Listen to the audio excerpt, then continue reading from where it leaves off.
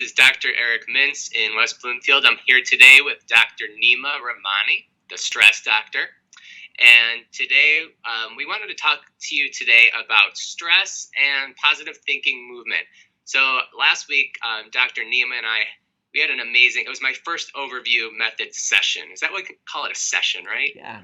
I call it an overview. I call it a Skype consult, a session. Skype consult. Yeah. So it was really profound for me because on so many levels, because I've done a lot of personal growth, transformational type workshops. For me, we're on the phone for an hour and a half, but a complete shift in my thinking. And I've been telling myself a lie, like most people probably do, about my level of success as a chiropractor.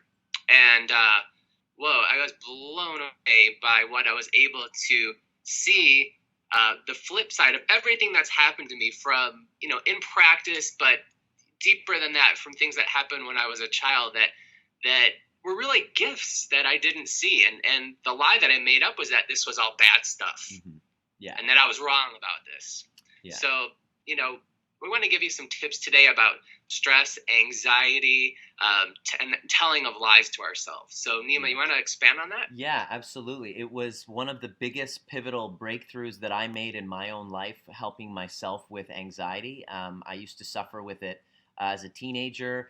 When I first took over my practice, here I am going to the office, putting on this smile on my face. Hi, everybody, being the quote unquote the healer, the doctor, and covering up these feelings of anxiety and stress and unworthiness and imposter syndrome and all of that stuff. And so I needed to get a firm grasp on that. If I was to, I realized within the first year of practice, of when I took over my practice, that I was either going to die or just like fall flat on my face, fail miserably, and everything was just going to crumble around me because I was telling this lie. I was basically not being real. And when I started kind of researching about methods on how to cope with my stress, I knew that I didn't want to get medicated for it and be diagnosed and all of that stuff. I wanted to find the answer. And when I discovered the power of our perceptions on the stories that we tell ourselves, and I discovered that anxiety is mainly, it's a condition that everybody is trying to eliminate. But when you really look at it, anxiety is an effect. It's a distraction that we get when we are feeling some sort of a rage, feeling some sort of a fear, anxiety, guilt, unworthiness that we're pushing away and not being real with. The second that I noticed becoming real with it and then sharing with other people the same tool and then saying, okay, let's look at whatever you thought was one-sided and let's look at the other side, and you see the other side, that it was a balanced equation. The lie that you had on an event, like a death of a family member, a bankruptcy that you might have gone through, a divorce that you're going through, these events create scenarios where we tell lies. And the lie that I was living this whole time, that when I removed the belief or the false assumption, I don't want to call it a lie. Let's call it a false assumption, because lie makes it sound like you're being deliberate. Let's call it a false assumption. The false assumption that I made was that I should be more successful. And where the hell did I get that belief from? And I realized when I kind of got into what I call overview, get into outside perspective and look down, where did I get these beliefs from? It's not my parents' fault, but it's basically when we're parenting, we download our children with these beliefs. You shouldn't say that. You shouldn't do that. You shouldn't do this. So by the time you're 7 years old, you have everything that you believe is downloaded from your parents. And that has served them. The reason why they had those beliefs is because of the experiences that they had, the pleasures and the pains that they've gone through, the perceptions that they've had. So that worked for them to get them where they are. But times have changed, and it might not work for us now. And it wasn't serving me.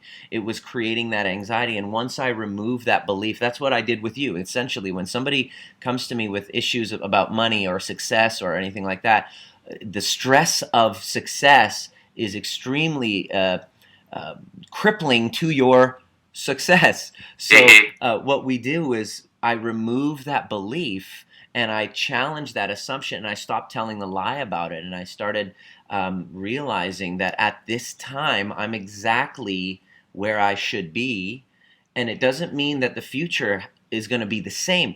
The future hasn't been written yet. The past already has.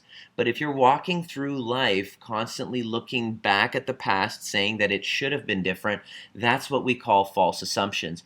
Every stress or every negative emotion that we go through is pointing us to the direction of false assumptions. So I get jazzed up about showing that to people because their minds get blown, and it's like a mindgasm.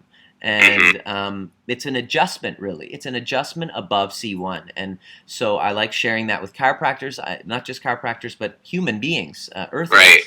Earthlings need to know about this, and so I'm dedicating my entire year to teaching that to people. Yeah, that's awesome. I mean, for me, as you know, I practice yoga quite regularly. To me, this was beyond just the physical component of yoga. It's an emotional type of yoga. And it was able to stretch my mind beyond its barriers to see what was going on, and just basically like dispelling the lie, if you will. And so one tip that I'd like to give to anybody who's watching is if you are going through a major stressor right now, chances are you're looking at your life and you're comparing it to some fantasy, thinking that if I had that at this time, then life would be perfect. Well, it means you're not looking at it right. It means you're not looking at it correctly. It is a false assumption, because at this time, based on the decisions, based on the education, based on the priorities that you've placed, you're now here. And so the future hasn't been written yet. Doesn't mean that you can't change the future. It's to get an appreciation and own why you are here now and how did it serve me. So the question that we had, how are my financial issues serving my relationship? How are they serving my spiritual growth? How are they serving my mental development? I had another client that was having issues with money and was telling the false assumption that my life would be awesome if I just had more money at this time.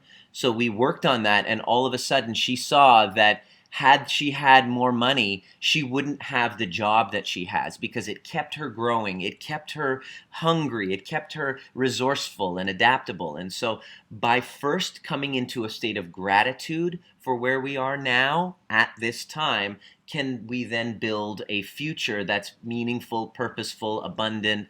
But without that, constantly looking back and giving that false assumption or lie and saying, I should be different, we're crippling ourselves. So the road to fulfillment and achievement first comes with gratitude, and gratitude can only come by asking a different question about your past, by saying, how did it serve me? So that's one of the things I would recommend, is write down what you think is really stressful in your life and see how is this on my way? How is this serving me? Why should it be this way? And be very compassionate with yourself. Don't say, oh, because I'm stupid. Look and see from what I call overview and go, all right, what was the perfect storm that got me here? And excuse me.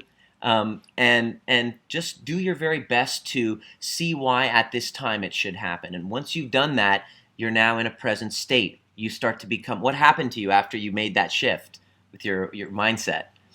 Oh all of a sudden I was just flooded with ideas, things that I could do in and out of my practice to be able to fulfill my mission. And to serve people. And to serve, of course. When you're having problems with money, it's because your focus is on money and some sort of a comparison to people outside of you. Believe me, I've been there. I know what that's like. I'm Persian, for God's sakes. It's just our entire race is governed by what we are in comparison to other people. I mean, it's Asian cultures, Jewish, it's the same thing, you know. It's all about what's that person got, how am I compared to that, rather than going, okay, screw that, who am I? What's my unique talent and ability, and how can I serve? And the thing is, if you have the belief I should be more successful, or you're giving a false assumption or a lie like that, you can't be focused on serving when you're telling lies to yourself. So Right. get real. That makes a lot of sense. Definitely. Good stuff.